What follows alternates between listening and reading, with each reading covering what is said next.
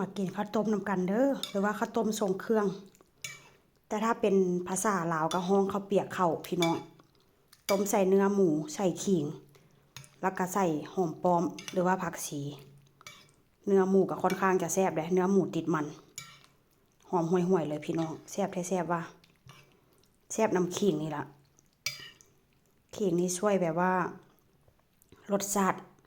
แล้วก็เสื่องแบบว่าช่วยแบบว่าเวลาเรากินเนาะเป็นหวัดเป็นไอเป็นจามอย่างเช่นนะก็ช่วยได้พี่น้องมาเด้อหอมห่วยๆเลยมากินน้ำกันเด้อพูดนะเน้นเนื้อเน้นๆในมื้อนี้ก็อาหารแรงนะนี่ได้ส่วนลูกกับผัวกินข้าวบ้านย่ามื้อนี้ค่อยก็สบายเด้เฮ็ดกินแต่เจ้าของก็สบายแล้วพี่น้องมื้อนี้นะลูกผัวอิ่มแล้วก็เมียก็สิกินหยังก็ง่ายมาเด้อมากินน้ำกันเด้อพี่น้องหอมห่วยไปตาแซ่บอะแท้ว่าบ่ได้เผ็ดหลายเด้อมื้อนี้เด้อ